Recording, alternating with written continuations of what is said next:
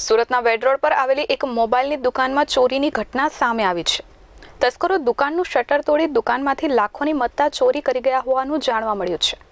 તો બીજી તરફ આ સમગ્ર ઘટના ત્યાં લાગેલા સીસીટીવી કેમેરામાં કેદ થઈ ગઈ છે. રાત્રિ કર્ફ્યુમાં ચોરીની ઘટના બનતા પોલીસની કામગીરી સામે પણ અનેક સવાલ ઊભા થયા છે. સુરતના વેડ રોડ પર લક્ષ્મી મોબાઈલ શોપ નામની મોબાઈલની દુકાન આવેલી છે. મોડી રાત્રે 4 વાગ્યાની આસપાસ અજાણ્યા તસ્કરોએ દુકાનને નિશાન બનાવી હતી. તસ્કરોએ દુકાનનું શટર તોડી દુકાનમાં પ્રવેશ કર્યો હતો અને દુકાનમાંથી અંદાજિત 3 લાખની મત્તા ચોરી કરી ગયા હોવાનું જાણવા મળ્યું છે. આ સમગ્ર ઘટના ત્યાં લાગેલા સીસીટીવી કેમેરામાં કેદ થઈ ગઈ છે, જેમાં કેટલાક તસ્કરો દુકાનનું શટર તોડતા નજરે ચડે છે. બીજા દિવસે બનાવની જાણ થતાં દુકાન માલિક શંકરભાઈએ સમગ્ર મામલે પોલીસને જાણ કરી હતી, જેથી પોલીસ કાફલો ઘટના સ્થળે દોડી આવ્યો હતો. તસ્કરોએ દુકાનમાં કાચમાં પણ તોડફોડ કરી હતી. આ ઘટનામાં પોલીસે સીસીટીવી ફૂટેજ તેમજ દુકાન માલિકની ફરિયાદના આધારે તપાસ શરૂ કરી છે.